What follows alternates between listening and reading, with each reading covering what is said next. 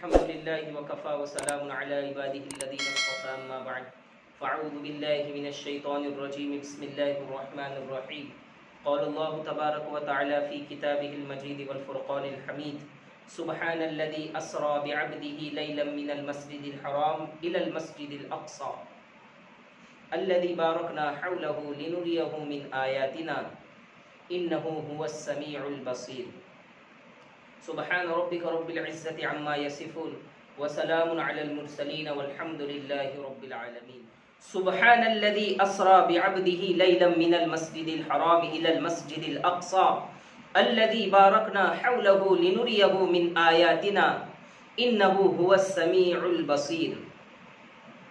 قرآن کریم میں اللہ تبارک و تعالیٰ نے مسجد حرام اور بیت المقدس اور مسجد اقصیٰ کے متعلق فضیلت کو اللہ تبارک و تعالیٰ نے بیان کیا ہے۔ تو بیت المقدس کے متعلق تمام امت مسلمہ کے لیے ان باتوں کا جاننا انتہائی ضروری ہے۔ سب سے پہلی بات یہ ہے کہ جو بندہ بیت المقدس میں نماز پڑھتا ہے، مسجد اقصیٰ میں نماز پڑھتا ہے، تو ایک نماز کا ثواب 50,000 نمازوں کے برابر اس کو ملتا ہے۔ آقا مدنی صلی اللہ علیہ وسلم جب ہجرت فرما کر مدینہ المنورہ میں تشریف لائے تو آپ صلی اللہ علیہ وسلم نے جو ہے بیت المقدس کی طرف رخ کر کے 16 سے 17 ماہ نماز ادا کی ہے۔ یہ مسلمانوں کا قبلہ اول ہے۔ اللہ کے نبی صلی اللہ علیہ وسلم جب بیت المقدس کی طرف رخ کر کے نماز پڑھتے تھے تو آپ کی دل میں یہ خواہش تھی کہ میں کعبۃ اللہ کی طرف دیکھ کر نماز پڑھوں، میں کعبۃ اللہ کی طرف رخ کر کے نماز پڑھوں۔ آپ کی یہ خواہش پر جو ہے قرآن کریم جس کو کہہ رہا ہے قد نرى تقلب وجهك في السماء فلنولينك قبلة ترضاها فول وجهك شطر المسجد الحرام، کہ اے نبی جی ہم آپ کو دیکھ رہے ہیں کہ آپ کی نگاہیں بار بار اٹھ رہی ہے، آپ کے دل میں خواہش پیدا ہو رہی ہے کہ آپ مسجد حرام کی طرف، آپ کعبۃ اللہ کی طرف دیکھ کر نماز پڑھے۔ آپ کی یہ خواہش پر ہم آپ کے لیے کعبۃ اللہ کو قبلہ بناتے ہیں۔ پھر اس کے بعد اللہ کے نبی صلی اللہ علیہ وسلم جو ہے وہ کعبۃ اللہ کی طرف جو ہے رخ کر کے نماز پڑھنے لگے۔ یہاں سے یہ بات سمجھ میں آتی ہے کہ بیت المقدس یہ قبلہ اول ہے اور اس کی تقدیس کو، اس کے محترم ہونے کو اور یہ قابل احترام ہے، اس کو اللہ رب العزت نے اپنی مقدس کتاب کے اندر بیان کیا ہے۔ ایک صحابی رضی اللہ عنہم حضرت ابو ذر رضی اللہ عنہ فرماتے ہیں کہ میں نے تاجدار مدینہ امام الانبیاء فخر رسول صلی اللہ علیہ وسلم سے پوچھا کہ دنیا میں سب سے پہلی مسجد کون سی بنائی گئی؟ تو آقا نامدار صلی اللہ علیہ وسلم نے فرمایا کہ دنیا میں سب سے پہلی مسجد یہ مسجد حرام بنائی گئی۔ پھر میں نے پوچھا کہ جو ہے اس کے بعد کون سی جو ہے مسجد بنائی گئی دوسرے نمبر پر؟ تو امام الانبیاء صلی اللہ علیہ وسلم نے فرمایا کہ اس کے بعد جو ہے وہ مسجد اقصیٰ بنائی گئی۔ تو اس کی فضیلت کو آپ صلی اللہ علیہ وسلم نے احادیث مبارکہ میں بھی بیان کیا ہے۔ تو ایک حدیث شریف میں ہے کہ 3 مسجدوں کی طرف عبادت کی غرض سے سفر کرنا، کوچ کرنا درست ہے، جائز ہے۔ سب سے پہلے مسجد نبوی، پھر مسجد حرام اور پھر مسجد اقصیٰ۔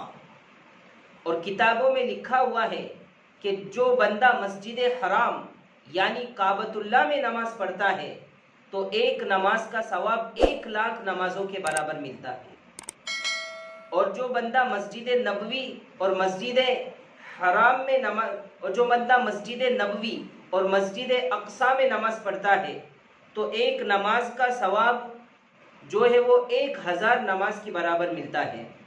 اور دوسری روایت میں ہے کہ جو بندہ مسجد نبوی میں نماز پڑھتا ہے تو 1,000 نمازوں کے برابر ثواب ملتا ہے، اور جو بندہ مسجد اقصیٰ میں نماز پڑھتا ہے تو 50,000 نماز کے برابر اس کو ثواب ملتا ہے۔ ایک روایت میں ہے کہ جو بندہ گھر میں نماز پڑھتا ہے تو ایک نماز کے برابر ثواب ملتا ہے، جو بندہ محلے کی مسجد میں جا کر نماز پڑھتا ہے تو 25 نمازوں کے برابر ثواب ملتا ہے. جو بندہ جامع مسجد میں جا کر نماز پڑھتا ہے تو 50,000 تو جو ہے 500 نمازوں کے برابر اس کو ثواب ملتا ہے. بیت المقدس کے بارے میں اللہ تبارک و تعالیٰ نے قرآن کریم میں فرمایا کہ الذی بارکنا حولہ لنریہ من آیاتنا، کہ ہم نے اس کے ارد گرد برکتیں رکھی ہیں.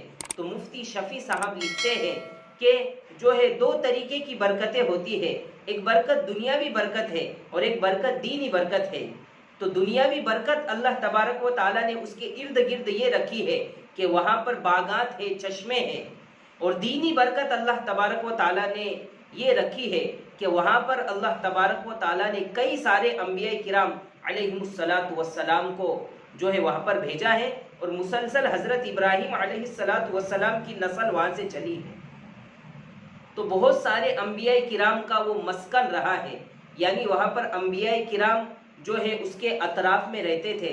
حضرت سلیمان علیہ السلام، حضرت داؤد علیہ السلام، حضرت صالح علیہ السلام، حضرت ابراہیم علیہ السلام، حضرت یعقوب علیہ السلام. تو یہ کئی سارے انبیاء کرام وہاں پر رہتے تھے، اور اس کے اطراف میں کئی سارے انبیاء کرام جو ہے وہ مدفون ہیں. تو یہ دینی برکت ہے اس جگہ کی. اور دنیاوی برکت میں نے آپ کو بتایا کہ وہاں پر باغات ہیں اور چشمے ہیں. تو دونوں طریقے کی برکتیں اللہ تبارک و تعالیٰ نے اس کے ارد گرد رکھی ہے، جس کو اپنی مقدس کتاب میں فرمایا الذی بارکنا حولہ، کہ ہم نے اس کے ارد گرد جو ہے وہ برکتیں رکھی ہے. تو وہاں پر انبیاء کرام جو ہے وہ رہتے بھی تھے، اور وہاں پر کئی سارے انبیاء کرام وہ مدفون بھی ہے.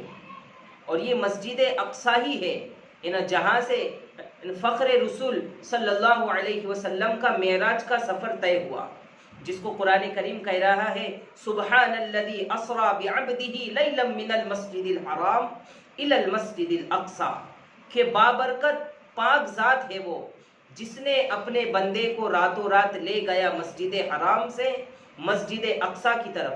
تو جو سفر مسجد حرام سے مسجد اقصی کی طرف ہوا تو اس کو قرآن کریم نے اسرا کہا ہے، سبحان الذی اسرا.